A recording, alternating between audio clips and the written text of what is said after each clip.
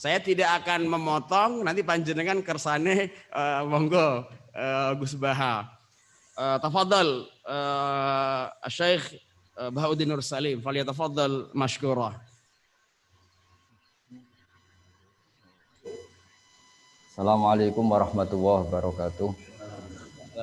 Bismillahirrahmanirrahim. Nahmaduka ya ghafur ya syakur wa sholli wa sallim ala sayyidina maulana Muhammadin wa ala alihi washabihi asma'in nama ba'du. Yang sangat saya hormati Profesor Dr. Said Akil Al-Munawwar selaku guru besar, dulu beliau adalah teman-temannya saya, Profesor Zaini Dahlan ketika ngajar S3 di Jogja. Wali Kota Salatiga juga wakilnya yang saya hormati, Ketua MUI Bapak Ali Suaidi, juga moderator Bapak Irfan Hilmi yang saya hormati. Saya alhamdulillah, saya sesyukur-syukurnya karena saya menemukan mungkin yang kesekian setelah guru saya Kiai Haji Maimun Zubair, setelah bapak saya Kiai Haji Nur Salim, orang yang berstatus ayatan min ayatillah fil hifdi. Jadi termasuk saya kagum sekali dengan hafalannya Pak Said tadi tentang tahun kelahiran dan sebagainya. Memang yaitu syaratnya profesor. Jadi ya harus dikagumi, tapi ya memang seharusnya demikian.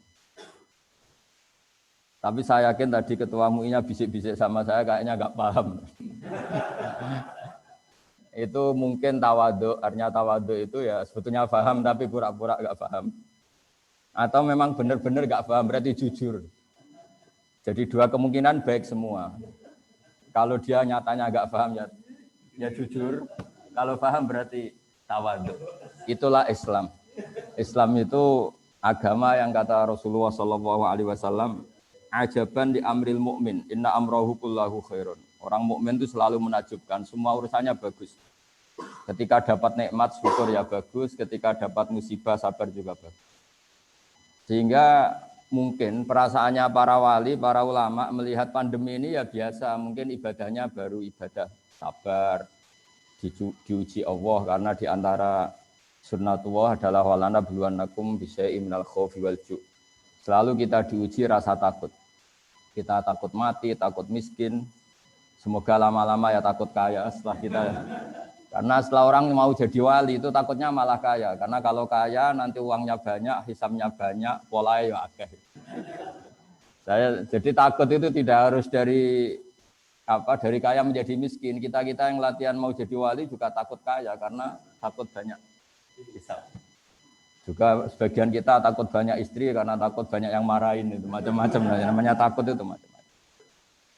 Saya termasuk pengagum Profesor Dr. Said Akil karena beberapa kali saya mengikuti pengajian beliau, baik ketika baca Quran secara tartil dan Quran usul fikih tadi. Tapi saya pastikan orang Solo 3 ini butuh taisir ya, butuh mempermudah dari penjelasan itu. Insya Allah ini mulai Pak Ketua MUI saya bantu. Nanti kalau tidak khatam kapan-kapan ngaji lagi. Nanti mulai warokot, lubul usul sampai apa? Yang gampang-gampang saja. Nanti tak ajarin kitab yang gampang dan dia kuat beli. Ya warokot, terus apalah yang gampang, lubul usul dan sebagainya. Apa yang dikatakan Pak Said tadi benar sekali bahwa ilmu usul fikih itu pokok. Tapi penjelasannya memang sebetulnya mudah. Kalau dalam sebuah kitab yang saya baca istilahnya ada kata fama fatahum illa mujarradul istilah. Sebetulnya aplikasi usul fikih itu sudah dilakukan oleh para sahabat. Cuma mereka tentu tidak perlu bikin istilah apa itu istihsan, apa maqasid, apa saja. Tapi mulai dulu ada mengatakan itu hadis, ada mengatakan itu mauquf ala Abdullah bin Mas'ud. Mulai dulu perasaannya orang banyak adalah maro'ahul muslimuna hasanan bahwa indallahi hasan. Sesuatu yang menurut konsensus orang banyak itu baik, maka itu hakikatnya menurut Allah juga baik. Kenapa demikian? Karena kata Pak Said tadi, ada diam yang penting. Tidak semua sesuatu harus syariat berkomentar. Tapi ada wasakatan asya, ada yang didiamkan oleh syariat, tapi diam itu sendiri menjadi sumber hukum. Karena memang dari awal min ghairi nisyanin, bukan karena Allah lupa, tapi rahmatan lakum. Itu sebagai rahmat.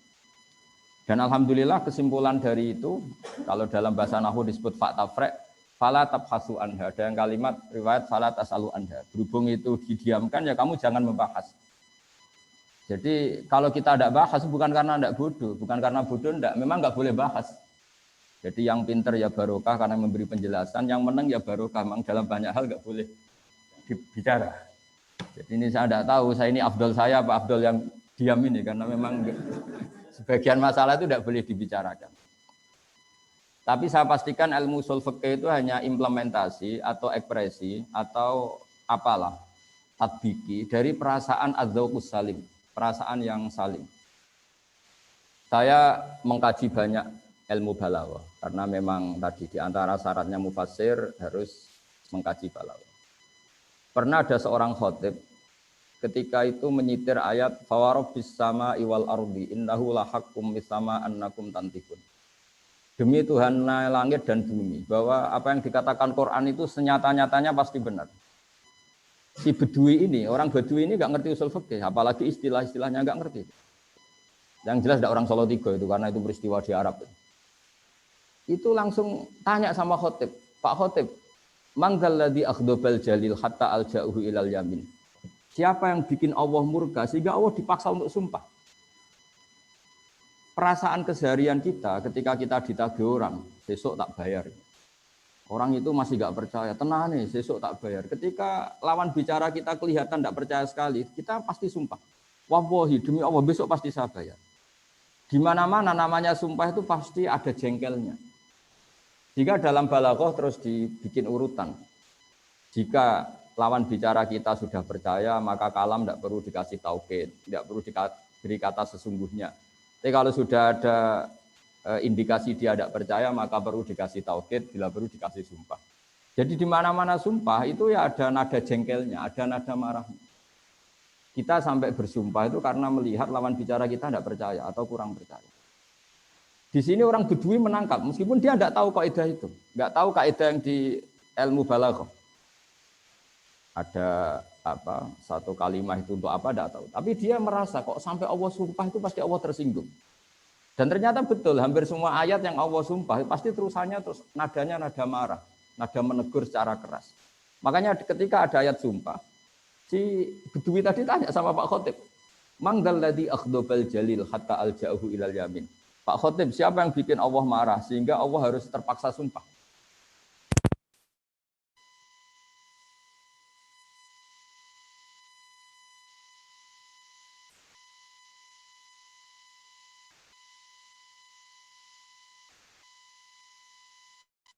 Berdasarkan oleh ulama, baik itu nahwu, sorok maupun apa saja, itu sebetulnya implementasi dari adzauqus salim, dari rasa yang benar. Saya punya sekian contoh, ada banyak wali yang berjual, itu ya nggak ngerti istilah benarnya, karena wali itu nggak boleh terlalu benar, nanti jadi akademisi. Benar tapi nggak terlalu pintar istilahnya, dia pintar betul tapi nggak tahu istilahnya. Nggak boleh wali kok pakai bahasa milenial.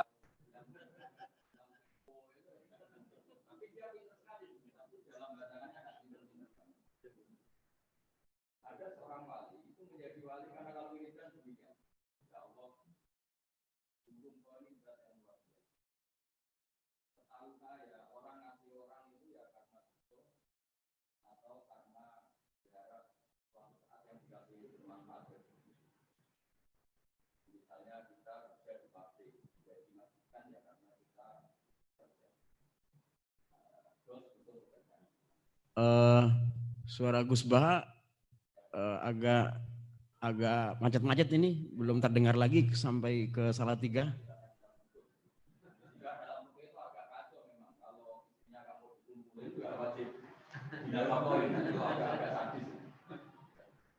Itu oke ya, makanya itu agak-agak gimana di rumah sama istri sekali nggak mau nggak wajib dinafkahi gitu kamu ya.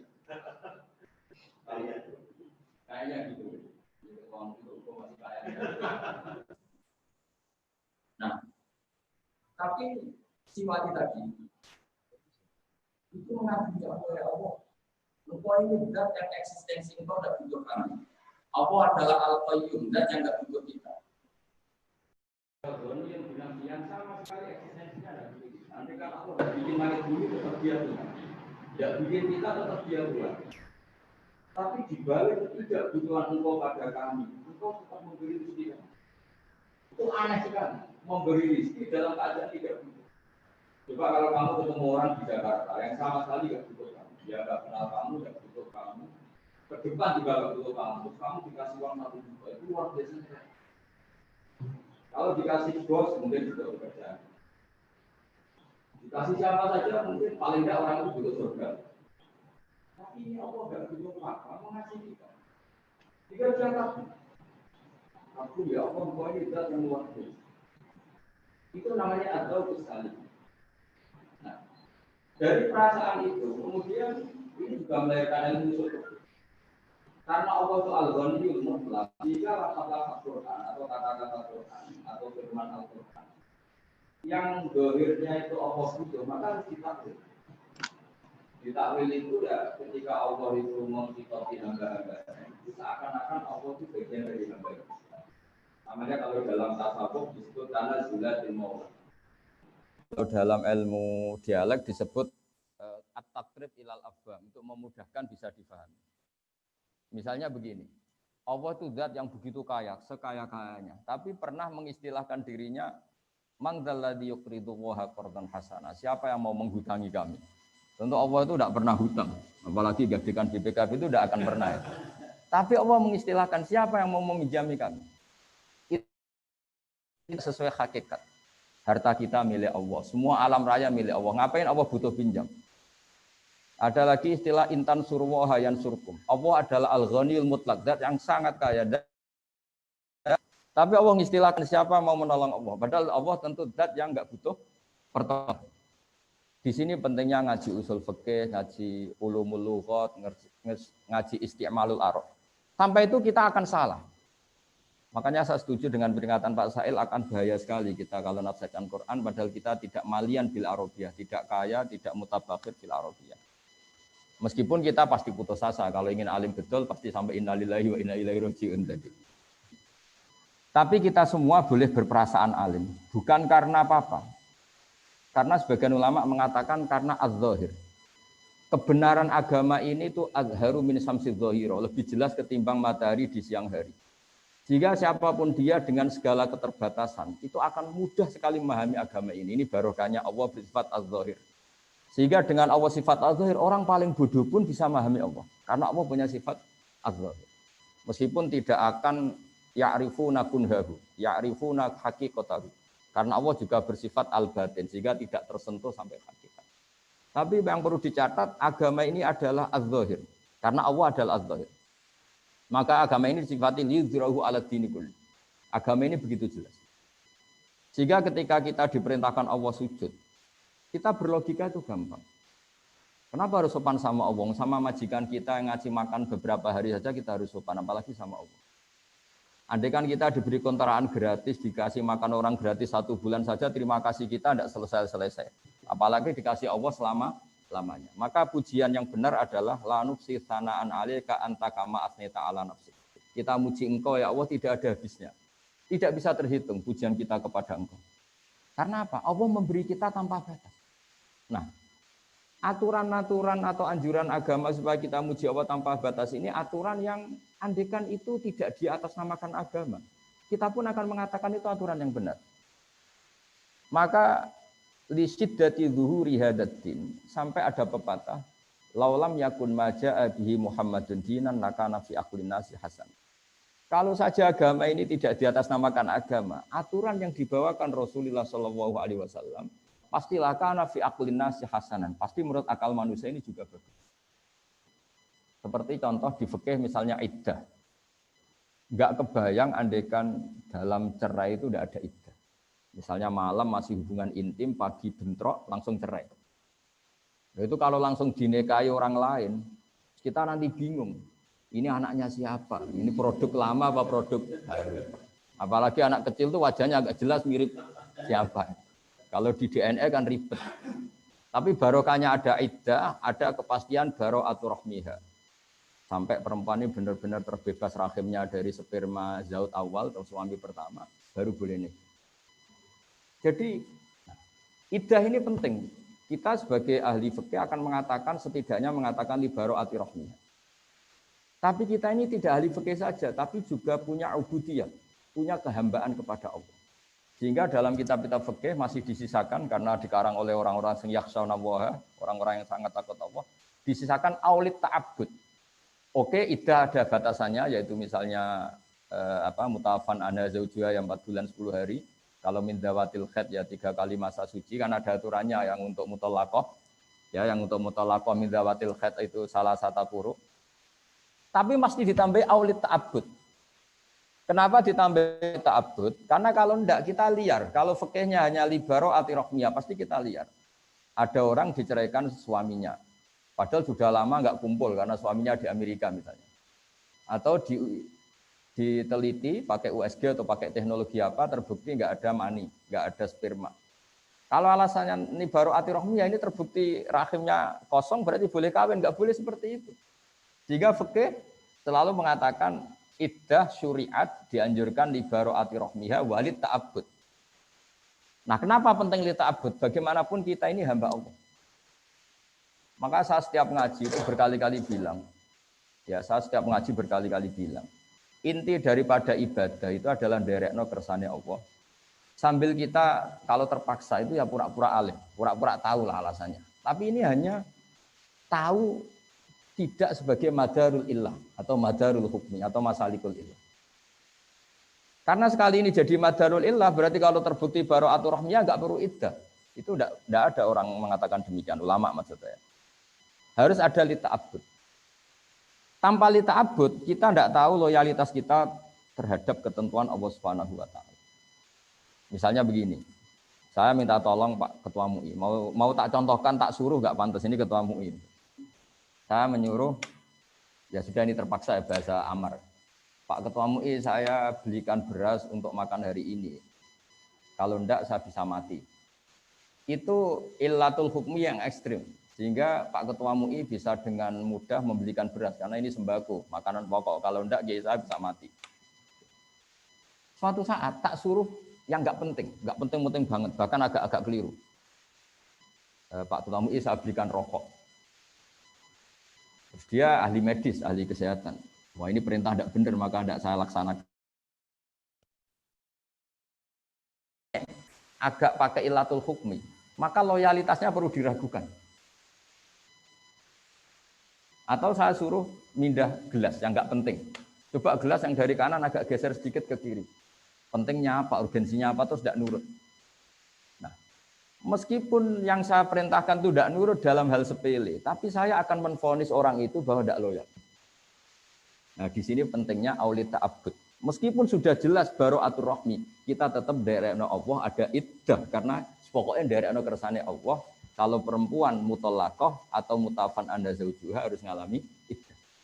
Sehingga ini pentingnya benar yang dikatakan Pak Said tadi. Di antara sekian syarat al-usuli adalah mimman yattaqillah. Mimman yakhshawaha asadda. Ya, pokoknya yang asadda takwa, yang asadda. Enggak boleh orang cerdas saja di usul fikih, harus orang takwa. Karena dengan takwa ini ada rasa ubudiyah. Kayak tadi, kalau saya punya santri yang nurut, mbok tak kongkon beli sesuatu yang nyun sewu kayak rokok pun beli. Meskipun saya tidak mensyaratkan rokok. Karena butuhnya nurut. Maka saya berkali-kali cerita dulu guru-guru kita sampai Imam Syafi'i itu. Dulu diajarin Imam Malik, diajarin guru-gurunya. Kalau kamu punya budak, punya abed kalau dulu. Iqla' hadhihi sokhra, fa inna tahtaha dhahaban. Yang satu, iqla' hadhihi sokhra. Jadi yang agak rasional diberitahu, iqla' hadhihi sokhra. Lima daya sayyidi, li anna tahtaha dhahaban. Karena di bawahnya ada emas. Dia membongkar batu besar itu karena berkeyakinan di bawahnya ada emas. Pertanyaannya, loyalitasnya dia melakukan perintah itu karena logika ada emas apa karena perintah? Kalau karena ada emas ini bahaya betul. Suatu saat diperintahkan lagi, iqla' hadhihi sokhra. Memangnya ada apa? Ya enggak ada apa-apanya. Ngapain dibongkar? Padahal majikannya sedang menguji loyalitas, bukan sedang mencari emas. Nah, di sini selalu kita butuh di balik alasan illatul hukmi selalu ada ubudiyah. Dan itu yang dikatakan Pak Said tadi, di antara syarat sekian mustahil adalah harus takwa. Ya barokahnya takwa ini bisa improvisasi terus. Selain cerdas ya, takwa atau tidak cerdas itu ya ruwet. Makanya dulu agama ini semua nabi pasti bersyarat selain sidik, amanah juga harus fatonah. Kalau fatonah tok tidak sidik, oh ngakali orang terus ya, orang mulai. Tapi kalau amanah tok tidak fatonah, diakali orang terus. Ini kan ribet. Makanya saya senang dengan urian Pak Said tadi, tapi saya mohon doa beliau karena beliau adalah alitrotu tohiroh, juga orang alim. Saya hanya mewakili sebagai orang Quran yang saya dapat barokahnya Quran memang walaqad yassarnal Qur'ana lidzikri fahal mimudzakir. Jadi saya ingin agama ini mudah, ya mudah aplikasinya, mudah prakteknya, mudah pemahamannya. Sehingga meskipun mereka enggak ngerti ilmu usul fikih yang itu untuk gelar doktoral tadi, dan itu penghormatan bagi orang Solo Tigo, karena diterangkan ilmu yang jelimet gitu. Itu kalau enggak untuk gelar doktor enggak mungkin. Jadi bagus itu, artinya ada penghormatan pada kita yang mendengar. Karena tadi itu ilmu papan atas ya. Saya aja yang sudah kiai agak bingung, apalagi yang enggak kiai itu pasti tambah. Cuma do gaya tok pura-pura paham. Tapi saya pastikan semua ilmu itu mudah. Karena tadi Allah sudah janji fa innal aqla mutarratun ila qabulil haq, kata Imam Syafi'i. Akal itu akan dipaksa untuk menerima kebenaran. Sehingga mengawal kebenaran itu tidak perlu serius-serius banget. Yasiru wala tu'asiru. Karena akal fa innal uqula mutarratun ila qabulil haq. Akal ini pasti dipaksa untuk menerima kebenaran. Tadi misalnya agama ini berkonsep supaya ada iddah. Orang pasti tahu kenapa butuh iddah. Karena nanti kalau ada bayi, itu bayinya siapa? Produknya siapa? Tanpa ada iddah, ditakutkan ada ikhtilatul ansab. Anak ini anak bapaknya siapa? Enggak jelas. Nah itu andai kan enggak di atas namakan agama, orang akan mengatakan memang aturannya harus demikian. Sebab itu agama ini sebagiannya disebut Allah fitratallahi allati fataran nasa alaih. Agama ini agama apa? Agama menurut logika manusia pasti benar. Orang normal maksudnya, ini bicara orang normal. Haramnya khomer juga demikian. Kenapa khomer haram? Ya karena khomarul akal. Karena mencederai akal. Padahal menjaga akal termasuk wajib. Lalu yang dikatakan khomer apa? Ya dulu asirul inab. Dulu itu ya inab yang diperas. Lama-lama kenapa haram? Lah ini ilatul hukmi. Ya karena yukhomirul akla, merusak akal. Artinya terus fakul luma khoromaral akla, yang merusak akal yang namanya khomer atau sama-sama muskir atau sama-sama haram. Yaitu ada masalikul ilah. Nah, kemudian ulama berdebat, apa kias itu penting? Ada yang mengatakan penting tidak penting, yang jelas nanti hasilnya sama. Ada yang cara ulama ngendikan nggak perlu dikatakan kias, cukup dikatakan min itlaqil ba'di wa iradatil qul. Jadi kalau Allah mengharamkan fala taqul lahuma uffin, sekedar bilang hus saja haram, apalagi yang di atas hus. Atau al murad bin nahyi an qauli uffin adalah at-tadajjur atau al-idza. Yang dikehendaki Allah haramnya mengatakan hus pada orang tua adalah al-idza. Maka apalagi naboi, apalagi nyadui. Apalagi membiarkan orang tua miskin utang-utang tonggo, itu ya agak haram juga itu. Jadi lah itu kan lagi-lagi dzauq. Mungkin orang dulu tidak mengistilahkan itu min itlaqil ba'di wa iradatil qul, atau mengatakan itu masalikul illah atau illatul hukmi adalah al-idza, sehingga apa saja yang menyakiti orang tua haram. Itu kan sudah dibahasakan oleh ulama. Karena mau tidak mau ulama butuh istilah. Untuk mempakemkan satu teori ada istilah, ada terminologinya. Tapi tanpa itu pun agama ini bisa difahami. Itu yang disebut walaqad yassarnal Qur'ana lidzikri fahal min. Sehingga dulu saya ini termasuk pengagum cerita-cerita orang Bedui. Orang-orang Bedui itu orang yang jauh dari pemahaman. Tapi seringkali mereka kalau bikin natijah, bikin kesimpulan itu sering benar. Misalnya Nabi pernah ngendikan yadhaku rabbuna. Allah itu pernah senyum melihat ini, melihat orang sering jamaah, melihat ini. Si Arabi tadi mungkin tidak pati hafal jumlah yang Allah senyum kepada siapa saja itu, nggak pati hafal deh. Cuma dia langsung takok. Awayat hakur rabbu ya Rasulullah. Apa Tuhan itu pernah senyum? Iya. Jawabnya Arabi tadi lucu. Lan na'dima min rabbin yadhaku khairan. Wah, kalau Tuhan pernah senyum, biasanya orang senyum itu nggak mau menyiksa. Akan baik-baik saja. Jadi dan itu dibenarkan Rasulullah. Beberapa kali orang Bedui punya kesimpulan, Nabi ngendikan mansar rohu ayang duro ila ahli jannah fal yang duri ila. Kalau kamu ingin melihat penduduk surga yang masih hidup, ya lihat. Jadi orang Bedui karena apa? Ya agama ini mudah. Lagi-lagi agama ini mudah. Sehingga orang yang nggak cerdas banget itu ya bisa paham. Meskipun nggak bisa ngistilahkan tadi. Ya pusing kalau orang bisa di konwil masalikul ilah harus ada jamek, mutarid munakis, jamek manek, nggak boleh ada farik. Itu, wah iya kalau nggak paham bisa bilang amin amin itu. Dianggap doa itu. Tapi ini kan cerita ya, cerita apa? Jadi karena tadi Pak Said sudah memberi ilmu yang luar biasa, ini saya bantu teman-teman Solo 3 supaya nggak perlu kaget. Itu semuanya mudah. Yang kamu nggak hafal itu hanya istilah, tapi nurani kamu akan paham. Karena walaqad yassarnal Qur'ana lidzikri fahal min muddakir. Jika dulu itu begitu mudahnya orang-orang Bedui memahami Islam. Sampai ketika Islam nggak difahami Ikrimah bin Abi Jahal, nggak bisa difahami oleh orang-orang kafir yang masih kafir zaman itu. Nabi kalau ngendikan ketika dapat informasi tentang itu hanya ngendikan gini, misluhu la yajhalul Islam. Orang secerdas dia itu tidak akan bodoh tentang Islam. Akhirnya mereka yatafakkaru fil Islam wa yata'ammalu fil Islam. Akhirnya yang masuk Islam. Karena kata Nabi malah dipuji ketika mereka masih belum Islam, ditawarin Islam belum mau, tapi Nabi ngendikan misluhu la yajhalul Islam. Ternyata betul setelah Islam itu dikaji. Makanya pentingnya sulhul Hudaybiyah ketika semua perjanjian itu merugikan Nabi dan orang Islam. Masyhur itu sulhul Hudaybiyah. Dan orang nggak bisa memahami sulhul Hudaybiyah karena di antara perjanjian itu sangat merugikan Islam. Kalau orang Islam masuk kafir harus dibiarkan karena kafir dianggap habitat. Kalau yang kafir masuk Islam harus dikembalikan. Itu kan satu perjanjian yang sangat-sangat merugikan. Tapi ada poin yang diinginkan Nabi yang orang nggak tahu zaman itu. Yaitu Nabi ngendikan, tapi syaratnya di kafir Quraisy boleh mendiskusikan Islam. Itu aja benar. Dan orang nggak boleh dilarang ketika berdiskusi Islam. Akhirnya apa yang terjadi? Fama yatakallamu ahadun fil Islam illa dakhala fihi. Orang diskusi Islam akhirnya masuk.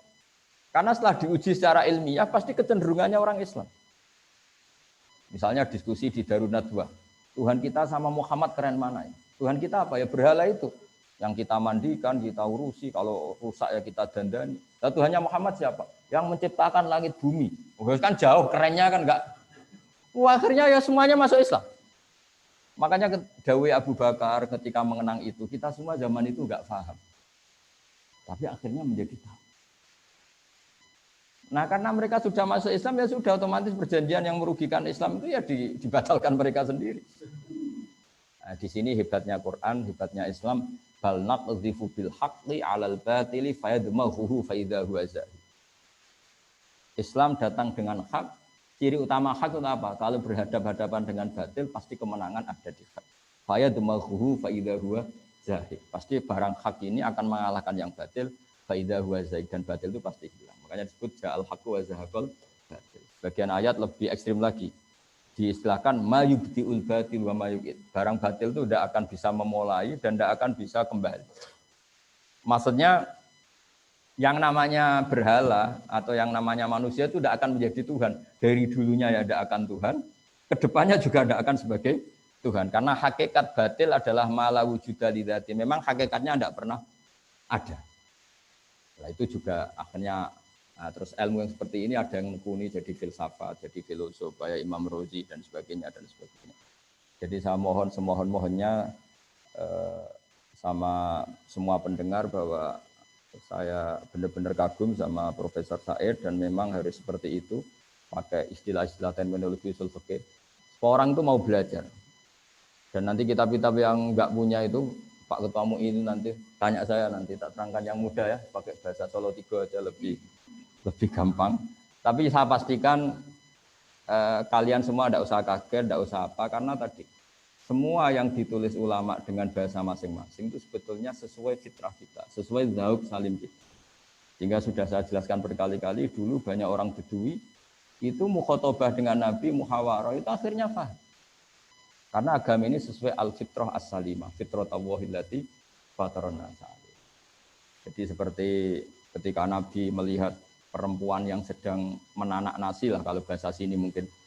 Ketika apinya mau padam itu kan kalau sekarang disebuli, kalau bahasa Solo 3 disebuli supaya cepat naik apinya atau cepat membara. Itu bayinya dijauhkan. Terus ketika sudah agak jeda, bayinya didekap lagi. Kata Nabi, "Ara'aitum anna hadhihi tarihatun waladaha ilan nar?" Apa kamu berpendapat bahwa seorang ibu ini membuang anaknya ke neraka? Ya tidak akan ya Rasulullah, tidak akan. Berarti terus ketika Nabi, Allahu arhamu bi ibadihi min hadhihi bi waladiha. Allah lebih rahmah kepada hambanya daripada si ibu ini dengan, wah itu sahabat senang semua. Karena kalau seorang ibu saja gak tega anaknya di neraka, di api, apalagi Allah yang lebih arham, lebih rahman rahim. Tapi kata Nabi, faktanya banyak yang neraka, ilaman abah. Kalau ada orang masuk neraka, itu salah dewi. Terus dicekeli kanjeng Nabi, cek berusut. Gitu. Karena selalu itu tadi, terus di dunia ini ada contoh sekian hewan, yang dia memang nyari api. Nah kita jangan seperti hewan yang goblok itu. Wong api kok dicari. Jadi sebetulnya Nabi ini sudah akhidun hujazikum, sudah megangin kita supaya tidak jatuh ke api.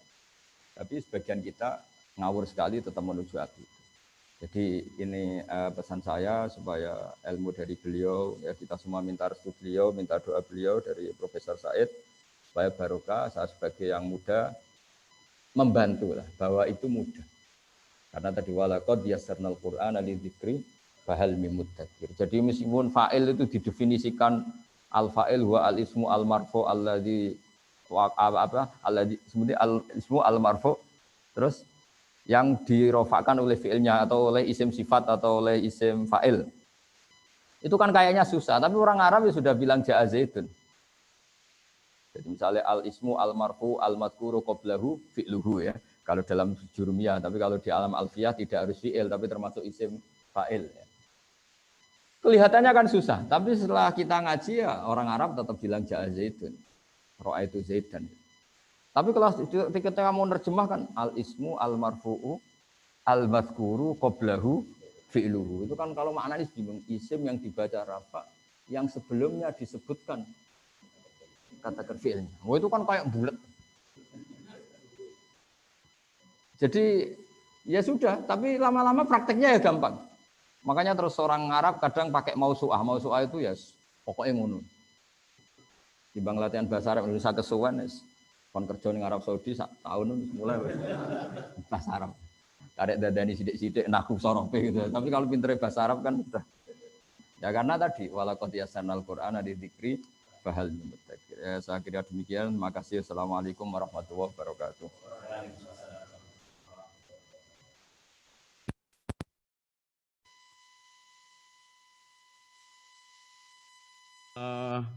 Materi yang disampaikan, mungkin saya mencoba memahami bahwa yang disampaikan Gus Bah itu sungguhnya itu aspek refleksi ataupun contoh-contoh konkret. Jadi beliau menyampaikan kisah, menyampaikan riwayat, menyampaikan macam-macam. Sungguhnya itu adalah bagaimana kisah-kisah itu memberikan pemahaman maqasid daripada kisah itu. Jadi berbeda dengan disampaikan oleh Pak Said Agil bahwa ini contoh-contohnya bagus seperti tentang iddah, seperti tentang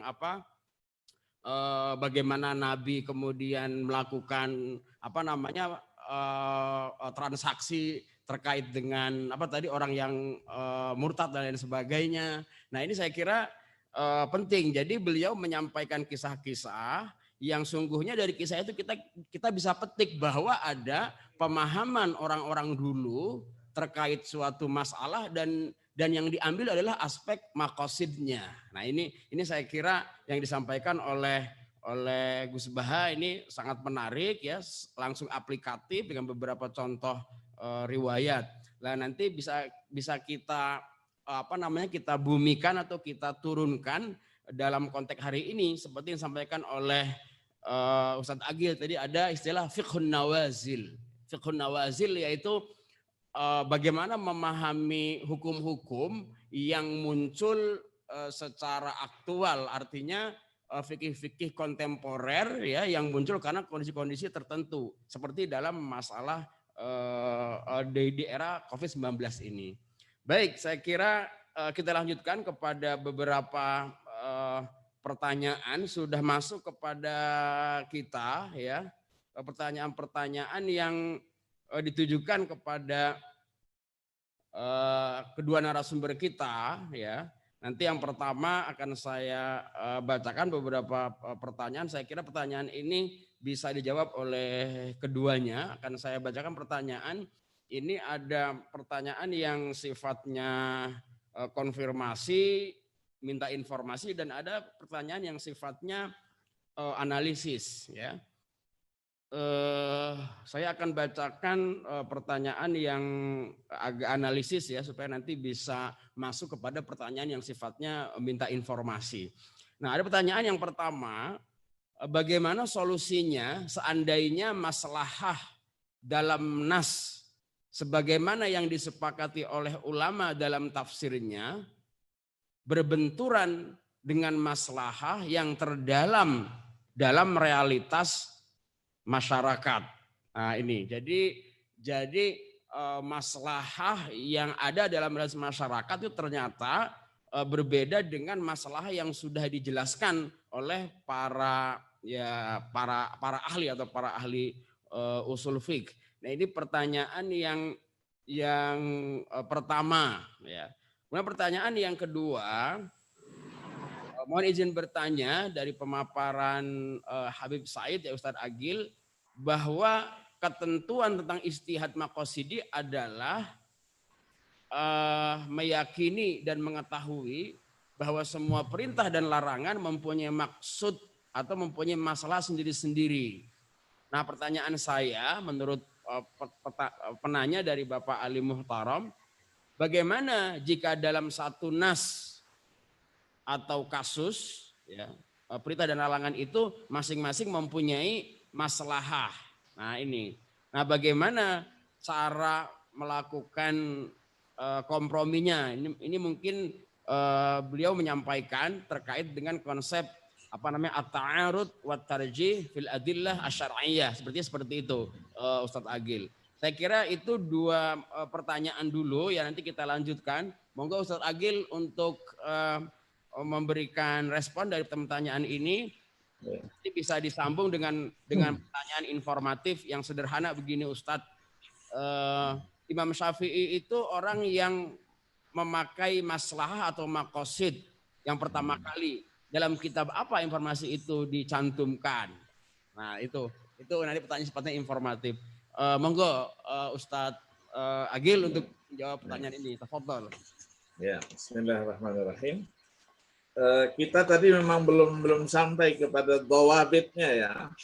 Dhawabit. Jadi ketika kita berbicara dhawabit al-ijtihad al-maqasidi, maka tidak bisa lepas itu kita sebut juga dhawabitul maslahah. Ya, dhawabitul maslahah. Ya, khususnya di dalam kajian usul fikih yang menggunakan maslahah mursalah sebagai apa? Sebagai sumber. Jadi mursalahnya itu yang menjadi apa? Menjadi kajiannya. Jadi kalau maslahah ammah semuanya pakai. Ya, itu hanya perbedaan. Jadi yang pertama memang tidak boleh dia ya adamu ini mu'aradati al-maqasid al maslahah itu linnasi au tafwitiha lahu. Jadi tidak boleh dia berbenturan. Ya, tidak boleh berbenturan. Maka pertanyaannya, apakah memang al-adillah asy-syar'iyyah itu tata'aradu ba'daha ba'dan? Ya, ini sementara orang mengatakan bahwa ada benturan. Padahal sumbernya kan satu. Al-Quran ya hanya Allah yang menurunkan. Hadis Nabi ya hanya Nabi yang berbicara. Nah, maka di sini ini dibuatkan oleh ulama tata cara ketika melihat secara lahiriahnya berbenturan.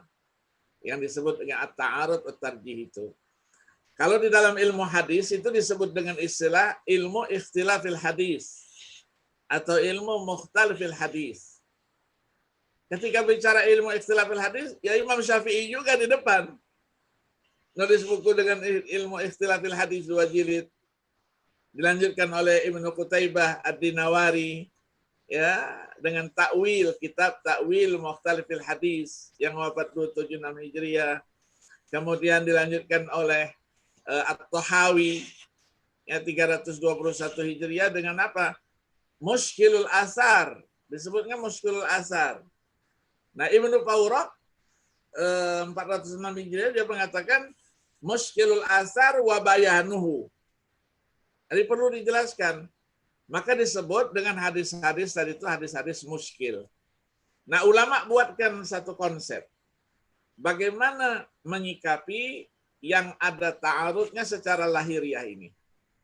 Kalau mazhab Syafi'i, dia nawarkan yang pertama apa? Kompromi dulu, al-jam'u wa tarjih, al-jam'u wa taufiq.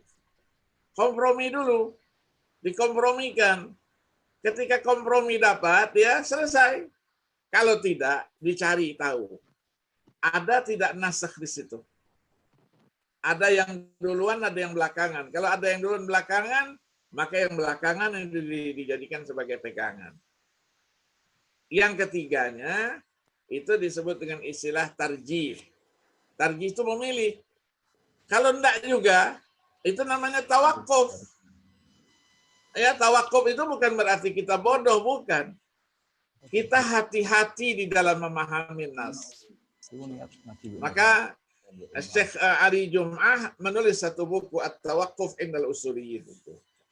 Nah, berbeda dengan mazhab Hanafi. Mazhab Hanafi, Al-Hanafiyah mengatakan ketika terjadi demikian itu, langkah pertamanya tarjih dulu. Baru dicari nasakh, baru dicari kompromi. Ini perbedaan. Ya, perbedaan-perbedaan ini terjadi dan bukunya bisa dibaca banyak sekali ya. Kalau Al-Azhar itu ada namanya Syekh Badron Abul Ainain Badron. Dia tulis satu buku Al-Adillah Asy-Syar'iyyah Al-Muta'aridah wa Tarjihu Bainaha. Ada lagi Ustaz Dr. Ibrahim Al-Hafnawi. Dia tulis juga buku At-Ta'arud wa Tarjih. 2 jilid ditulisnya. Ya, nah di samping buku-buku yang lain. Nah, yang kompromi juga ada, kompromi Al-Jam'u wa Taufiq juga. Ya, ditulis oleh teman-teman yang lain tuh ada yang 1 jilid, ada yang 2 jilid. Sampai dengan fil hudud wal uqubat. Ya, ada kajian-kajian semacam itu. Kemudian tidak boleh juga dia ta'arudnya dengan ada mu'aradati al-masalih, al-maqasid itu dengan ijma', dengan qiyas. Ya, kemudian tidak juga dia berbenturan dengan apa? Dengan ta'lil, illah. Ya, kemudian mu'aradatinya bil 'urf as-sahih. Kemudian tadi Pak Kiai tadi sebutkan juga kita harus lakukan takwil di situ. Nah, takwil di situ namanya takwil as-sahih. Jadi kajian ini memang apa? Memang menyeluruh dia, menyeluruh. Maka kita yakini tidak ada teks yang berbenturan. Jadi berbenturan itu apa? Kata Batran Abul Ainin Batran itu lijahli nabihi. Karena kebodohan kita saja. Dalam Al-Quran kita temukan misalnya innallaha la yaghfiru ayyushraka bihi wa yaghfiru ma duna dzalika liman yasha. 2 kali dalam surah An-Nisa. Tapi begitu dalam surah Az-Zumar innallaha yaghfiru dzunuba jami'an. Jadi kalau Mas Baha tadi menekuni apa bahasa tadi az-dzunub itu al-jam'u al-mu'arrafu bi al. Berarti yufidul istighraq. Berarti dosa besar, dosa kecil, Allah akan ampunkan. Nah, karena Al-Quran ini saling menafsirkan, bagi siapa yang akan diampunkan, maka innallaha la yaghfiru, itu liman lam yatub. Bagi yang tidak bertaubat, Allah tidak akan ampunkan. Tapi bagi orang yang bertaubat, dia akan diampunkan oleh Allah. Maka ayatnya nanti ada di dalam surah Al-Furqan. Walladzina la yad'una ma'allahi ilahan akhar dan seterusnya sampai dengan illa man taba wa amana wa amila amalan salihan faulaika yubaddilullahu sayyi'atihim hasanat wa kana Allahu ghafurur rahima wa man taba. wa amila salihan fa innahu yatubu ila Allahi mataba. Nah, ketika berbicara nas juga itu harus dibedakan antara, nanti ada lanjutannya dengan mungkin as-sawabit wal mutaghayyirat ya. Ada nas yang qat'i, ada nas yang zanni. Ya, yang qat'i itu la yahtamilu ta'wil, yang zanni itu yang yahtamilu ta'wil. Mungkin nanti pembahasan berikutnya. Kemudian pertanyaan yang kedua ya. Yang kedua tadi itu maslahah itu. Jadi selain Imam Malik memakai istilah itu dengan al-maslahah al-ammah. Kalau Imam Malik menyebutnya dengan al-maslahah al-mursalah. Kada ada mu'tabarah, ada mulghah. Maka ada mursalah. Mursalah itu artinya la mu'tabarah wa la mulghah. Jadi ketika berbicara jam'ul Quran misalnya, jam'ul Quran zaman Nabi tidak ada.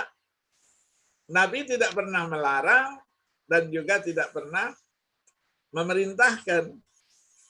Yang diperintahkan kan ditulis, mengumpulkannya tidak. Maka dijadikanlah ketika Umar bin Khattab radhiyallahu an, tadi banyak diceritakan oleh Kiai tadi itu, ketika peperangan Al-Yamamah tahun 12 banyak gugur para penghafal Al-Quran, maka Sayyidina Umar bin Khattab mendatangi Abu Bakar sebagai khalifah. Kalau kita biarkan begini, nanti generasi sesudah kita, mereka tidak punya Al-Quran. Karena tidak ada bukti dokumennya, tidak ada. Walaupun hafalannya ada. Semua di dadanya para sahabat itu. Terus, Abu Bakar tidak berani. Tidak berani dia. Dari Irak juga datang utusan Abdullah bin Mas'ud. Hudzaifah ibn al-Yamani. Jangan, katanya, Rasulullah tidak pernah perintahkan itu. Tapi Sayyidina Umar dengan keyakinannya, la yazalu yuraddiduhu wa yuqni'uhu, akhirnya Abu Bakar sebagai khalifah mengambil satu kesimpulan, bentuk tim. Maka adalah Al-Quran seperti yang sekarang ini. Kalau tidak pada pertimbangan maslahah, tidak ada Al-Quran yang seperti yang kita temukan sekarang ini. Ya, tidak ada itu di dalam teksnya. Jadi pertimbangan semacam itu. Nah, Imam Syafi'i di dalam Ar-Risalahnya, Ar-Risalah ini memang kitab yang luar biasa ya. Ya, luar biasa. Jadi sampai sekarang itu yang mau mensyarahkannya saja bingung, mau masuknya dari mana gitu. Karena luasnya ilmunya Imam Syafi'i. Ya, sebagai matan ya, ta'liq. Ada yang berani menaklik Imam Syafi'i. Bagi membuat syarah. Nah, inilah tradisi tadi itu seperti dikatakan Pak Kiai. Ulama-ulama dulu itu membuat karyanya pertama dalam bentuk matan. Matan itu matan kesimpulan. Jadi ketika matannya perlu penjelasan dibuatkan syarah. Ada yang kurang jelas syarah, dibuatkan hasyiah. Hasyiah tidak jelas juga, ada hawamis, ada takrirat, dan seterusnya. Maka kita kalau belajar buku-buku yang lama-lama yang memang alfaznya itu kalimatnya mu'aqqadah, sulit kita pahami, ya kita cari syarahnya. Kita cari syarahnya, kita cari hasyiahnya, kita cari, dan beli bukunya juga harus ekonomis. Jadi kalau beli bukunya satu-satu, di samping tidak ekonomis dan juga tidak praktis dia. Ya, kita beli buku misalnya Minhajul Wusul sendiri. Syarahnya Nihayatul Usul sendiri misalnya. Nihayatul Manahijul Uqul sendiri hasyiahnya. Kita buat sendiri-sendiri. Melihat matannya, syarahnya ke sini dan seterusnya. Tapi kalau belinya satu, matannya di atas, syarah, hasyiah dan seterusnya itu. Jadi dianggaplah para ulama. Maka diyakini tadi seperti Kiai katakan, usul fikih itu sudah ada pada zaman Nabi dan Nabi itu sendiri al-usuliyul awal. Sudah ada zaman sahabat. Sudah ada. Maka yang dituliskan oleh apa? Oleh Allah yarham Syekh Qal'ahji, ya, Qal'ahji yang baru meninggal beberapa bulan yang lalu, dia kumpulkan namanya Mausu'ah. Mausu'ah fikih Utsman bin Affan, Ibrahim An-Nakhai, Aisyah dan seterusnya. Untuk membuktikan apa? Bahwa fikih para sahabat, hasil pemahaman para sahabat, tidak ada yang lepas menurunkan akal semata. Tapi pasti ada arahnya dan didasari oleh ilmu usul fikih itu. Maka saya dulu ketika saya S3 itu, saya sebelumnya mengajukan judul sebelum saya mentahqiq buku Al-Hawi Al-Kabir lil Imam Al-Mawardi, saya mengajukan satu judul dulu. Fatwa As-Sayyidah Aisyah, Fatwa As-Sayyidah Aisyah wa dirasatuha tahta daw'il qawaidil usuliyah. Saya sudah kumpulkan fatwa Sayyidah Aisyah itu sampai 600. Kalau saya tulis satu fatwanya 5 halaman, berarti tulisan saya sekitar 3.000. Belum terjemahnya, belum apa. Saya konsultasikan sama guru saya, aduh terlalu besar, nanti kamu tidak selesai. Gitu. Akhirnya disuruh pilih saja. Fatwanya dipilih. Fil ibadat, fil muamalat, munakahat, apa dipilih satu. Akhirnya saya pindah, saya tahqiq Imam Al-Mawardi itu, Al-Hawi Al-Kabir. Nah sekarang keluar buku-buku begitu itu. Fatwa Sayyidah Aisyah wa dirasatuha. Ada tesis, disertasi yang kita temukan mengkaji pemikiran-pemikiran fikih para sahabat itu yang tidak didasari oleh akal semata, tapi didasari oleh ilmu yang kemudian disebut dengan ilmu usul fikih. Begitu juga perkembangan berikutnya sampai dengan masa tabi'in dan tabi'in dan seterusnya itu. Jadi tidak disebut dengan maslahah memang, ya. Maka tadi itu saya ada ghoyat, hadap, ada mahasin, sampai dengan ulama kontemporer sendiri tidak menyebut sebagai maqasid. Seperti Alal Al-Fasi. Alal Al-Fasi yang wafat 1 tahun setelah Muhammad bin Tahir bin Ashur, ya, 1394 Hijriah, 1974 Hijriah, dia tulis Asy-Syari'atul Islamiyah itu apa? Wa makarimuha. Disebutnya makarim. Kalau Al-Qaffal Asy-Syakhsil Kabir, ya, abad ke-4 Hijriah, 365 Hijriah, disebutnya dengan mahasinus syariah. Mahasin. Jadi istilah boleh beda, seperti dikatakan Mbak Kiai tadi, tujuannya sama. Illat, hadab, ghoyah, ya, apa saja, itu tujuannya sama, maksudnya itu adalah maslahah. Maslahah itulah namanya maqasid. Ya, maka buku-buku sekitar maqasid dan maslahah, ya, nahmadullah wa nashkuru. Saya punya mungkin yang besar-besar, ya, yang besar-besar seperti ini, seperti begini ini, itu ada 63 di rumah saya.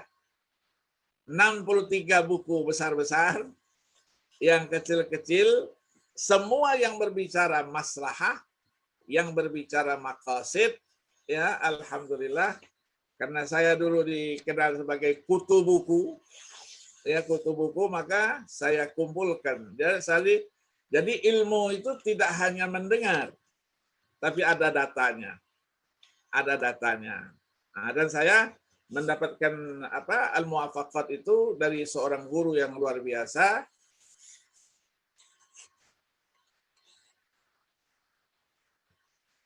Namanya Syekh Ahmad Fahmi Abu Sunnah. Jadi dia dapat gelar doktor itu pada masa Syekh Mustafa Al-Maraghi tahun 40-an Al-Azhar. Jadi dialah darajanya doktora sekaligus ustaziyah. Itu yang bukunya Al-Urf wal 'Adah fi Ra'yil Fuqaha. Jadi bacanya sebaris, tapi kuliahnya 2 jam. Bacanya sebaris. Dia hafal maqasid itu, Allah yarham, dia hafal. Ini guru saya yang terakhir. meninggal dunia itu beliau itu Syekh Ahmad Fahmi Abu Sunnah Al-Hanafi. Ya, jadi memang ya pembahasan yang dipastikan tidak akan keringnya ketika kita berbicara maslahah dari aspek manapun, karena dia merupakan bahagian daripada maqasid yang menjadi pembahasan kita pada hari ini. Ini mungkin dari saya. Mungkin Pak Kiai silakan tambahkan Pak Kiai. Baik, terima kasih Ustadz Agil, semakin mencerahkan ya. Oh, jadi semakin tambah itu judul-judul buku dan pengarangnya. Nah ini semakin semangat untuk menjadi pembelajar lagi ya kalau Pak Agil menyampaikan sesuatu. Saya senang mendengar istilah baru ya yang disampaikan oleh Pak Agil, misalnya bahwa maqasid itu dalam beberapa literatur tidak disebut maqasid secara eksplisit, tetapi ada padanannya. Jadi ada similarnya. Jadi tadi ada mahasin, ada makarim, ya dan lain sebagainya. Saya kira ini penting diketahui oleh kita semua agar kita tidak terjebak gitu ya, bahwa istilah itu sebenarnya similar sehingga kita bisa secara komprehensif dan sintetis bagaimana keluar dari sesuatu yang memang kontradiktif. Berikutnya saya persilakan kepada Gus Baha untuk menyampaikan jawabannya. Tadi ada yang menarik Gus, misalnya bagaimana jika maslahah dalam masyarakat itu justru bertentangan dengan maslahah yang dijelaskan oleh para ulama. Nah kira-kira pilih gimana gini. Mungkin kemarin ya di MUI Salatiga itu terkait dengan ini Gus, terkait dengan fiqhul udhiyah. Nah ini fiqhul udhiyah itu kira-kira kalau kita mengambil atau menimbang-nimbang ya dalam konteks fiqhil aulawiyat, misalnya skala prioritas atau fikih prioritas, kira-kira maqasid daripada udhiyah itu apakah tetap harus dijalankan pada era pandemi ini atau katakanlah boleh dikonversi atau digeser. Nah, ini kan dalam konteks maslahat itu Gus. Nah menurut panjenengan terkait dengan pertanyaan yang tadi bagaimana? Ini saya tambahan saja. Maksudnya secara contoh barangkali teman-teman di Indonesia perlu juga mengetahui itu karena ya ada beberapa bukan kegelisahan ya, ada kegelisahan atau ada berpikiran misalnya kalau fiqh udhiyah hari ini tuh kita konversi saja dengan kegiatan lain yang meningkatkan daya beli atau yang meningkatkan ekonomi dan lain sebagainya. Monggo Gus Baha.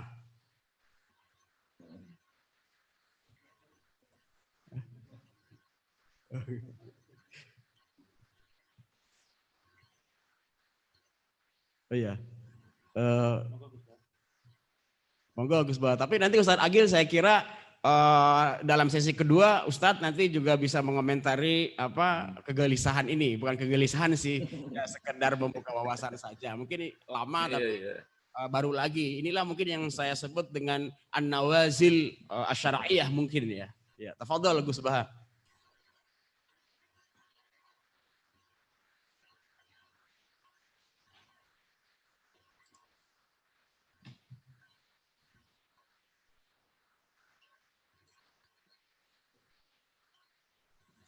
Dari ya.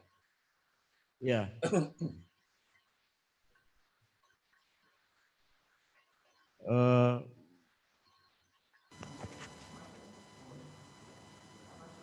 bismillahirrahmanirrahim, sebagaimana yang dikatakan Pak Said, dan semoga ini jawaban terakhir karena ini sudah capek ini. Kalau semangat tok terus ternyata nggak paham karena capek itu. Ya realistis saja lah, karena kita mungkin wadahnya enggak luas-luas banget. Daripada nanti meluber kemana-mana malah gak jelas. Apalagi Pak Said tadi bilang ini mukaddimah. Begini ya. Agama ini kan sudah proporsional. Jadi misalnya korban udhiyah dalam mazhab kita kan tidak wajib. Tidak wajib dan kita punya tradisi i'ta'us syai' haqqahu atau tanzilus syai' manzilatahu. Ya sudah kalau ingin udhiyah dia monggo beli kambing, beli sapi. Tapi kalau orang itu ingin bersedekah dengan nilai kambing 3 juta, ya monggo sedekah saja ke fakir miskin. Tapi tetap saja jangan katakan bahwa uang ini pengganti udhiyah. Itu nanti terlalu musyarrek. Kita akan dituduh sebagai musyarrek, bikin syariat baru bahwa korban boleh pakai uang. Karena pikiran udhiyah dikatakan doha itu menyembelih. Uang kan nggak bisa disembelih, jadi ribet kan. Mbok ya, udah usah berpikir mengganti itu. Bukan levelnya lah ketua MUI Salatiga Ijtihad itu bukan level. Tadi bisi saya, ngerayu saya supaya ngikuti ijtihad dia. Ya saya tidak mau lah tua saya kok. Ya fitnah. Oke. Artinya gini loh ya. Kalau misalnya ada seseorang yang nuraninya ingin lebih bersedekah dengan uang, ya monggo, tapi tidak perlu diistilahkan pengganti kurban. Yang kurban ya monggo, wong mungkin sebagian mereka juga kalau makan sudah biasa, beli pecel biasa, mungkin yang luar biasa itu makan daging. Jadi ya sudahlah. Jadi fikih ini luas. Itu kan seperti banyak cerita ada orang yang mau haji, pas mau haji mau dibayarkan ibunya sakit. Daripada dipakai haji yang kewajibannya alat tarohi, ya mendingan untuk ibunya yang kewajibannya fauron sekarang juga karena sakit kritis. Agama ini dari awal kan mensyaratkan atau mengharuskan atau menyarankan terserah lah istilahnya itu al-aham fal-aham, prioritas kemudian prioritas. Ya sudah, tidak perlu diganti, diistilahkan pengganti-pengganti itu. Ya sudah, kalau melihat maslahatnya itu sedekah uang ya sedekah aja, tapi tidak usah dikatakan itu pengganti kurban. Nanti ada fikih baru namanya fikih Salatiga, ribet lagi nanti. Jadi ya yang rileks saja lah. Itu kan sedekah itu pilihannya banyak. Uang ya sedekah, pakai beras ya sedekah, mungkin pakai pulsa juga sedekah. Ada orang itu kemarin itu ada orang yang sering ngaji pakai streaming gini. Mintanya enggak sedekah uang. Coba saya kasih kuota 150.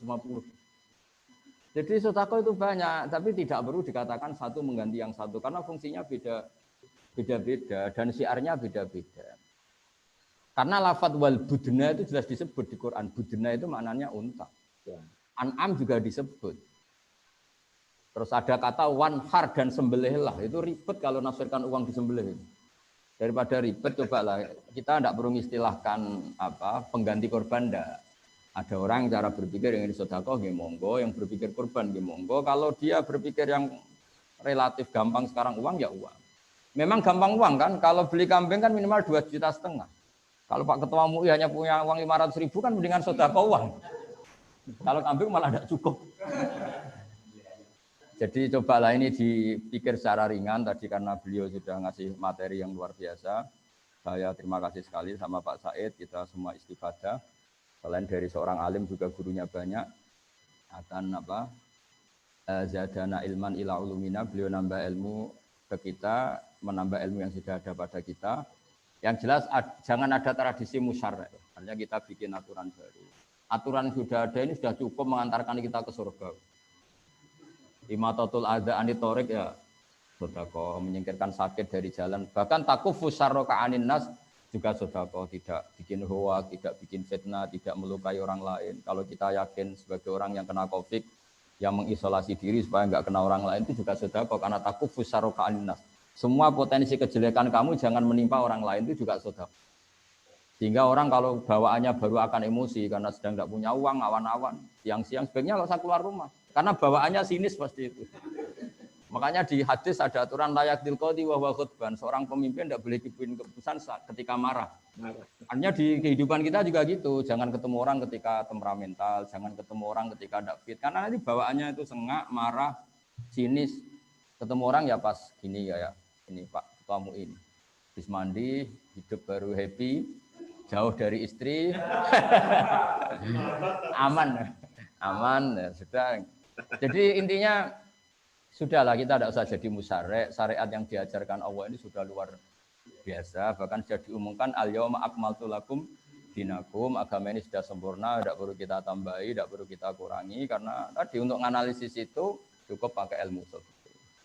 Sekali lagi terima kasih sama Profesor Said, semua sama Pak Irfan Hilmi semuanya. Saya sekaligus pamit. Sebenarnya yang nutup moderator, tapi saya juga menutup diri saya sendiri. Saya kira demikian. Assalamualaikum warahmatullahi wabarakatuh.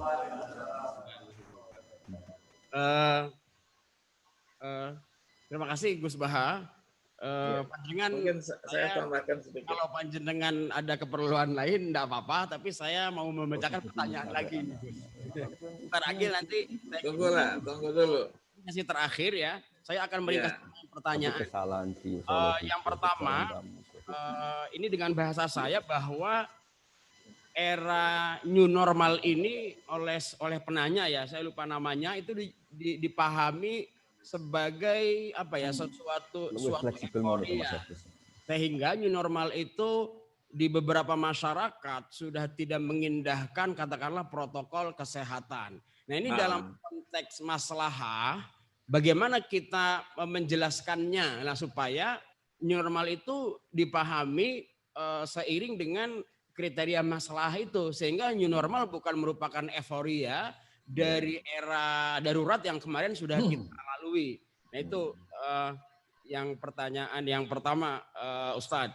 Kemudian yang kedua, pertanyaan yang kedua ini pertanyaan yang terakhir adalah bagaimana dari Pak Jamal Ma'mur Ibmafa Pati, bagaimana kita menggali ilat hukum?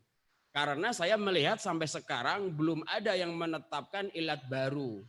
Semua mengikuti ilat yang ditetapkan oleh mujtahid. Nah, hal ini tidak lepas dari keyakinan bahwa menggali ilat harus seorang mujtahid. Nah, kemudian yang kedua, maqasidus syariah yang paling primer itu adalah daruriyat. Nah, bagaimana implementasi daruriyah ini di era pandemi? Khususnya pertentangan antara hifzuddin dengan hifzun nafs. Misalnya kasusnya sholat Jumat zona merah.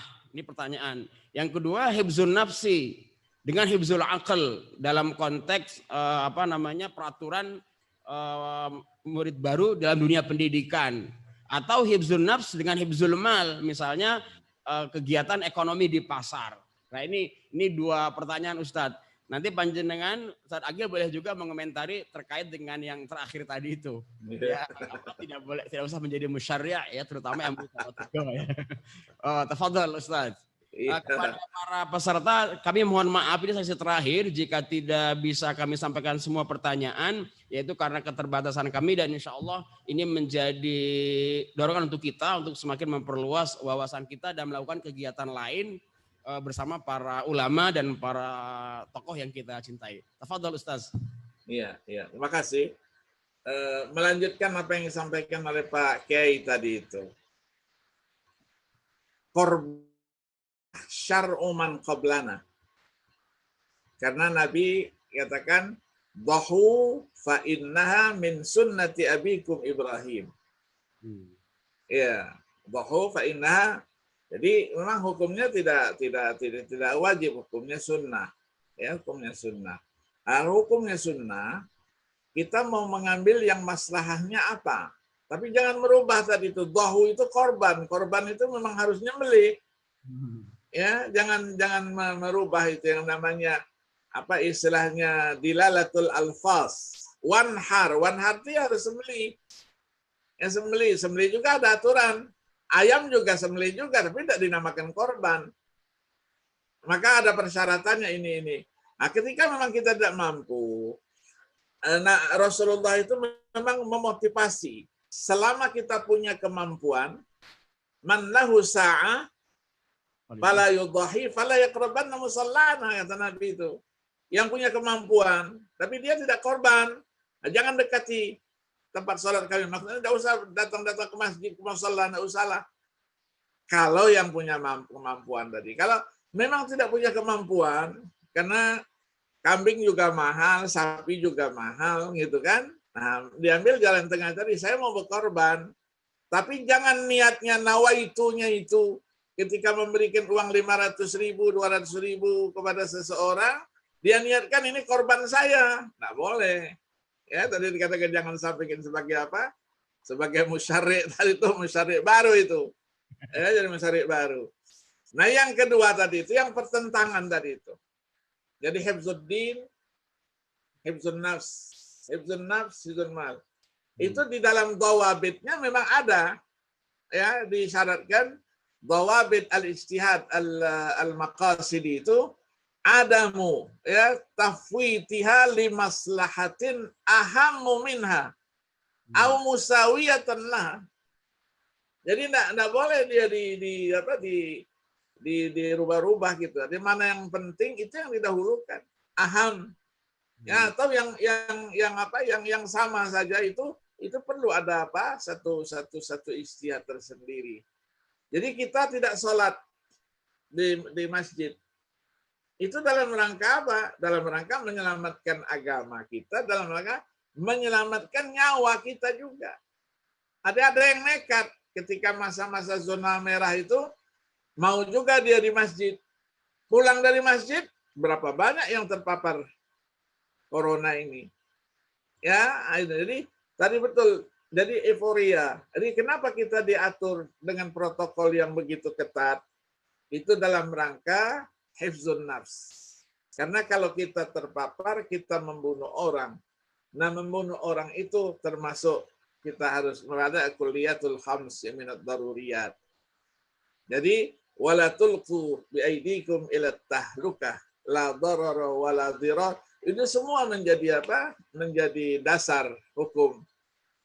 Nah, sekarang katanya ulama-ulama sekarang mana menentukan ilat?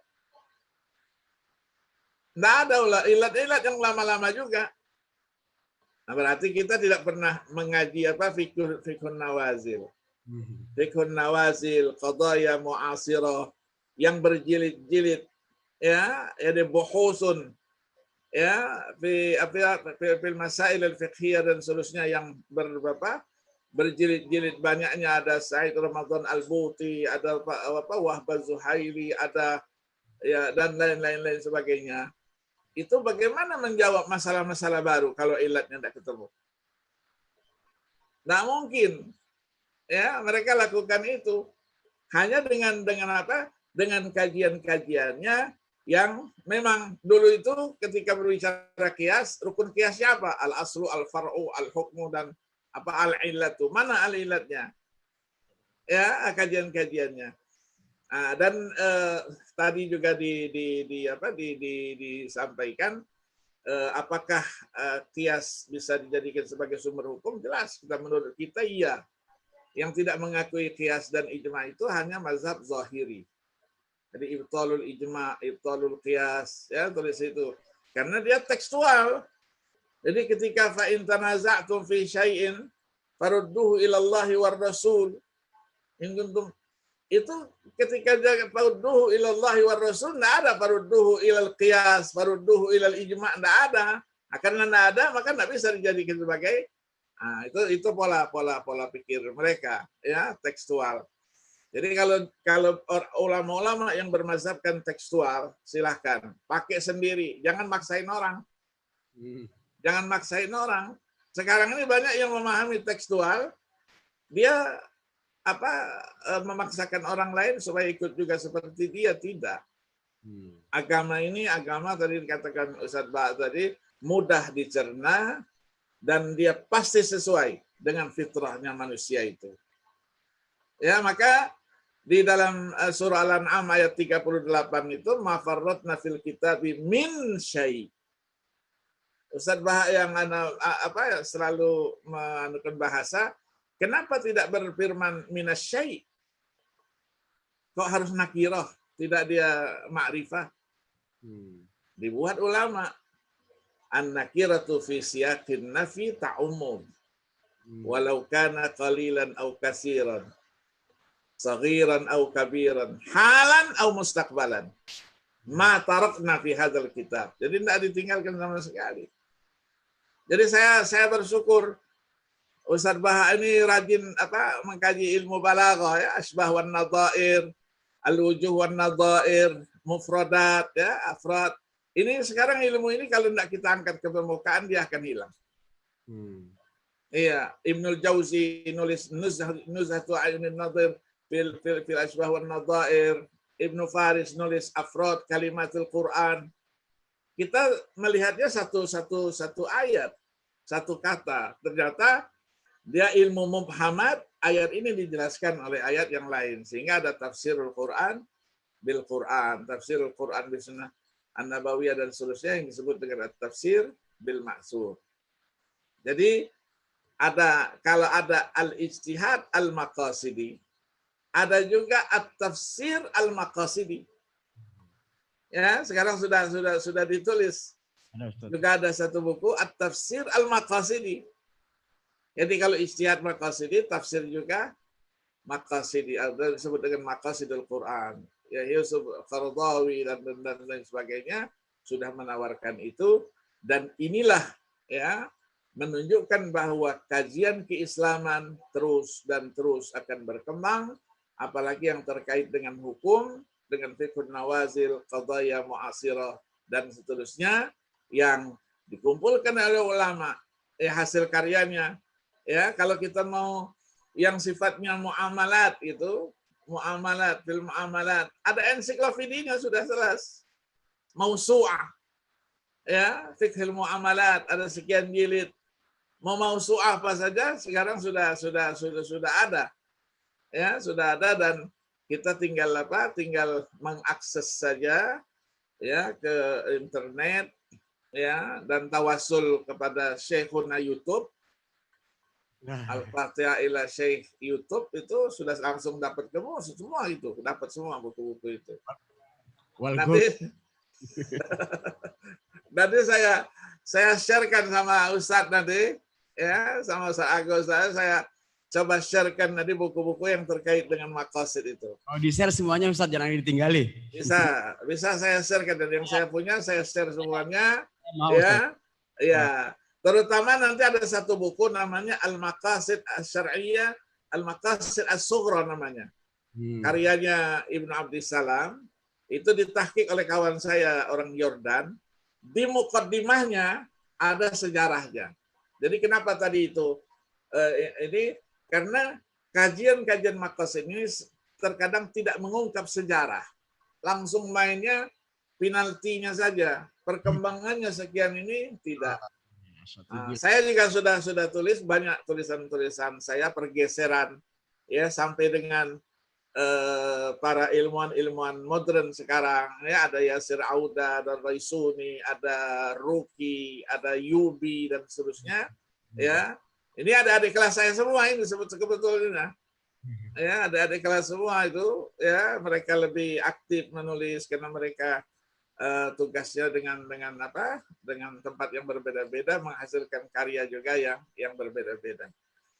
Terima kasih Ustaz. Nanti saya sharekan ya, mana yang saya punya nanti saya sharekan ya, sehingga kita bisa nastafid ya min hadhil muallafat min ad-dhakhma al-katsira insyaallah. Makasih Ustaz. Baik, syukran Ustaz Agil. Wah, saya sebenarnya enggak mau menutup acara ini karena saya juga semangat ya. Ya, jadi nanti share dari Ustaz Agil kami tunggu. Saya akan menyediakan HP baru mungkin supaya bisa nerima semua share-share itu ya. Oke. Dewi akan saya. Ya, Ustaz. Dewi akan saya nanti Ustaz ya. Saya masih lama saya belikan yang baru enggak apa-apa. Enggak apa-apa. Ustaz Agil. Ya. Saya tadi mencatat kalimat yang saya kira penting ini dalam konteks wasatiyah. Jadi boleh memahami secara tekstual, tapi jangan maksa orang. Nah, saya kira ini penting. Ya. Iya. Jadi saya itu kira, bagian dari wasatiyah. Iya, bagian dari wasatiyah saya kira. Ini penting. Mudah-mudahan yang hadir pada kesempatan ini bisa menggarisbawahi dan bisa mengaplikasikannya. Terima kasih Ustadz Agil atas kesempatan yang sangat al-fursah al-ghaliyah. Saya ingin memberikan kesempatan terakhir kepada Gus Baha. Maksudnya kesempatan berbicara ya Gus, bukan yang lain. Closing statement sebelum saya serahkan kepada Ketua MUI Salatiga, Ustadz Dr. Kiai Haji Agus Ahmad Suaidi. Monggo Gus Baha. Jika ada. Ya, bismillahirrahmanirrahim. Yang jelas kita harus belajar terus, itu aja. Wassalamualaikum warahmatullahi wabarakatuh. Ya, turun Gus Baha ya. Insya Allah kita masih punya kesempatan untuk terus menggali.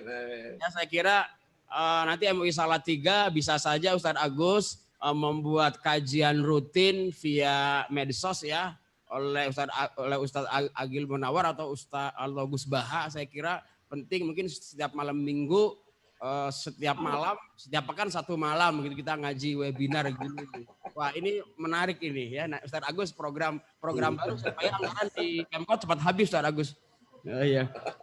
Baik, berikutnya monggo kepada Ustaz Agus Suaidi saya sampaikan sebelum saya tutup untuk menyampaikan closing statement mewakili Ketua MUI dan juga mewakili para hadirin yang ada di Zoom ataupun YouTube seluruh Indonesia Ustaz Agus Suaidi. Tafadhol ya Syekh. Terima kasih Pak Muhammad Irfan Hilmi. Assalamualaikum warahmatullahi wabarakatuh. Bismillah, alhamdulillah, salatu wassalamu ala rasulillah wa ala alihi wa sahbihi wa mawalah wa la hawla wa la quwata illa billah ma ba'd. Masyayikhna al-fudala wa bil khusus Profesor Dr. Agil Said Husain Al-Munawar, Romo Kiai Haji Bahauddin Nur Salim, dan seluruh sesepuh MUI Kota Salatiga dan seluruh peserta webinar MUI Kota Salatiga rahimakumullah. Saya menyampaikan terima kasih yang tidak terhingga kepada khususnya kedua guru-guru kita yang telah mengisi pemahaman kita selama ini tentang maqasidus syariah, dan mudah-mudahan dari apa yang disampaikan oleh beliau berdua bisa menjadi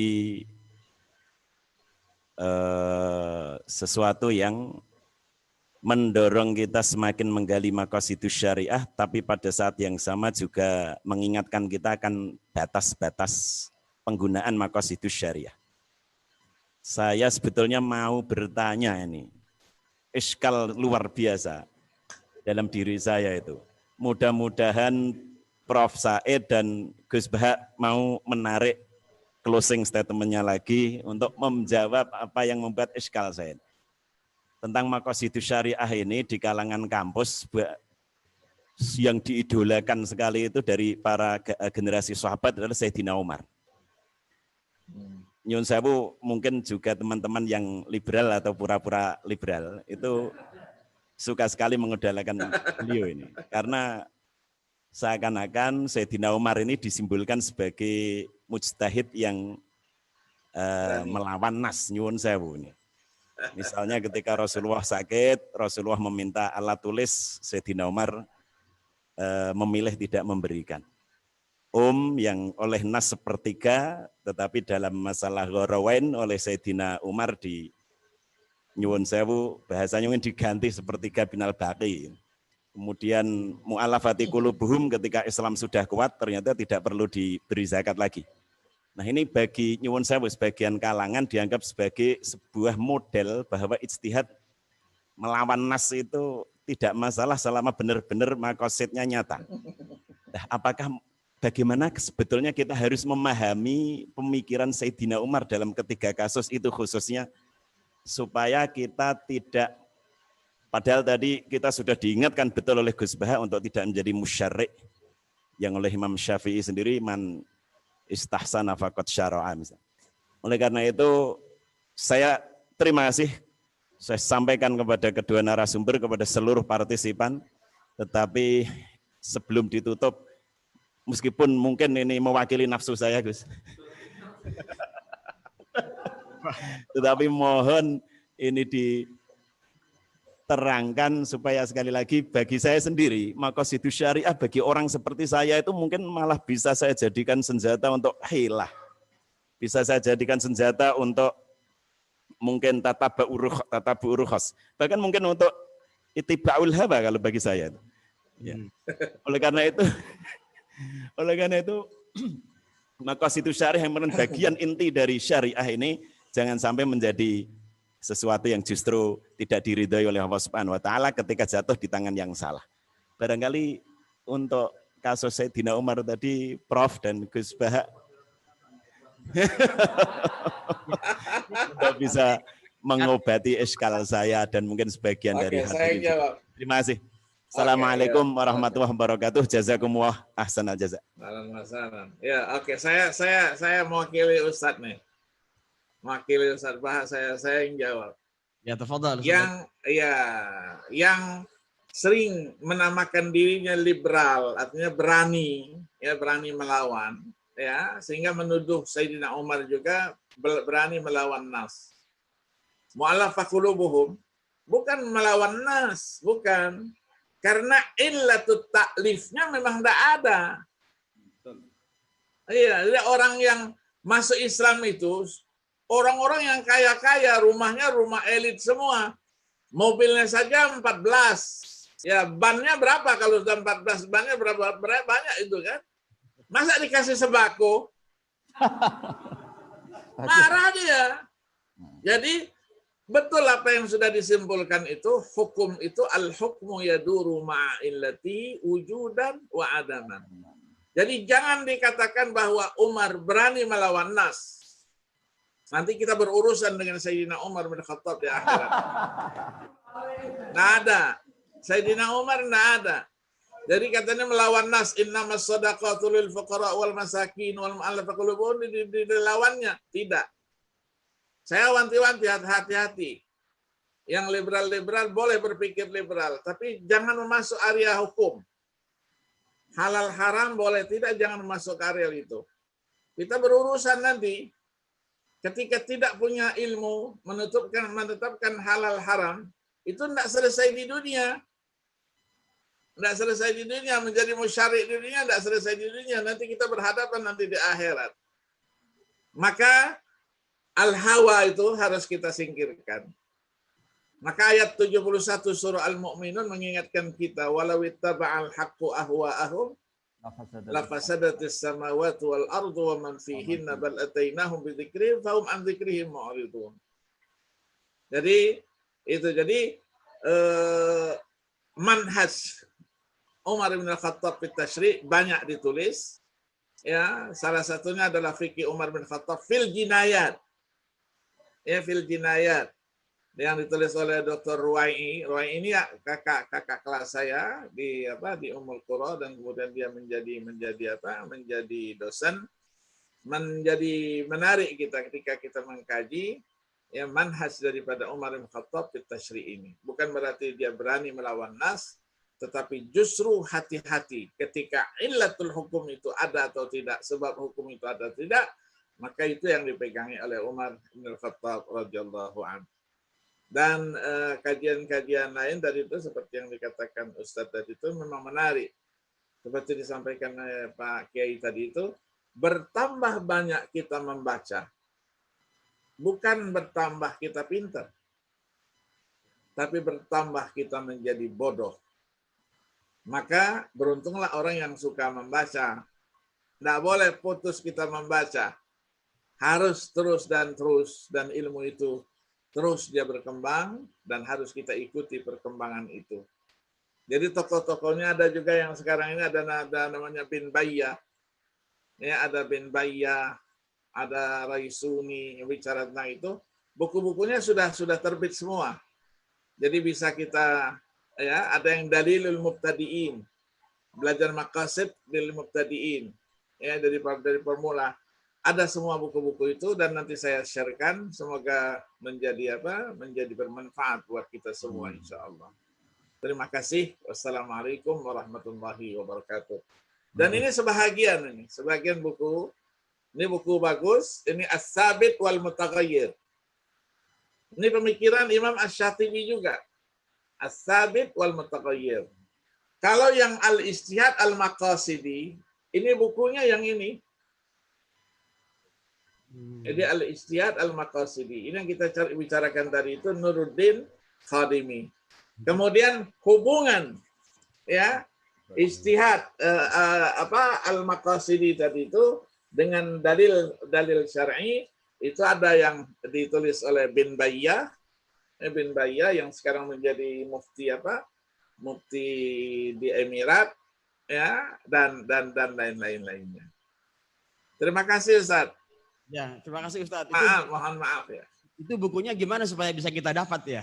PDF nanti, saya kirimkan PDF-nya. Oh ya, syukran, alhamdulillah. Nah, PDF nanti langsung dikirim kemana? Ke fotokopi, langsung dicetak, dijilid dan jilidnya lebih bagus daripada aslinya. Oh, iya.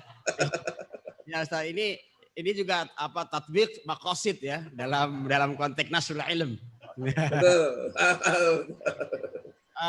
Seperti saya nih Ustadz, saya jadi semakin bodoh ini karena mendengar ceramah panjenengan ya. Kok banyak sekali yang saya belum tahu gitu ya. Wah, ini saya menjadi semakin terdorong kita semua ya.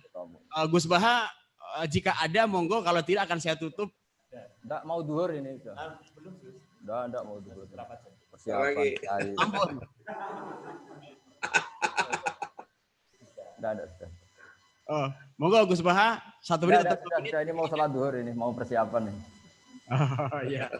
Oke, kalau begitu saatnya kita menutup acara ini. Sekali lagi saya ucapkan terima kasih wabil khusus kepada Ustadz Said Agil Husin Al-Munawwar dan Ustadz Kiai Haji Bahauddin Nur Salim Gus Baha dari Rembang atas kesempatannya bersama kami berbagi pengalaman dari mulai judul buku, pengarang dan tahun wafatnya, termasuk juga bagaimana aplikasi dan sejarahnya. Saya kira sangat membuka kita dan menyadarkan bahwa ya itu semakin banyak kita mendapat ilmu, semakin bodoh gitu. Jadi ada syair, saya tidak hafal ini kalau siapa yang memunculkan itu, ada disebutkan kullama zadani ilman bijahli. Maaf kalau misalnya keliru. Semakin tambah ilmu ya semakin tambah tahu bahwa saya sebenarnya bodoh. Nah itu ya. Saya kira mudah-mudahan ini menjadi spirit kita bahwa selalu ada yang lebih istimewa dari kita sehingga kita selalu bersifat tawadhu'. Yang Rasulullah SAW contohkan. Saya kira itu kepada para hadirin dimanapun berada, baik kemungkinan menilai saya jujur, baca, tawadhu itu. Zoom dan YouTube. Terima kasih atas partisipasinya. Insya Allah akan kita launching lagi kegiatan yang Salatiga yang lainnya, yang lebih mengajarkan lagi. Ini tanggung jawabnya kepada Salatiga ya. Saya hanya memotivasi saja. Demikian, marilah sama-sama kita tutup. Ustadz Agil, saya lagi Gus Baha. Ala husni musyarakatikum fi hadhihi nadwah. في هذا الملتقى ونتمنى أن نستفيد كثيرا جدا من العلوم النافعة والوصايا الغالية إن شاء الله. Amin ya rabbal alamin. Marilah kita tutup dengan sama-sama membaca hamdalah. Alhamdulillahirabbil alamin. Pengatur waktu saya mohon maaf yang sebesar-besarnya. Semoga Allah memberi umur panjang kepada kita semua. Assalamualaikum warahmatullahi wabarakatuh. Waalaikumsalam warahmatullahi wabarakatuh. Jadi salam saking salam saking Yai Suryani. Yai Suryani itu putra mantu Gus Dah wonten Tinggir. Wonten Tinggir niku sakmenika kami tertarik Sajaratul Ma'arif nalika panjenengan nyebat. Terus nyuwun sana tuh. Kalau tutup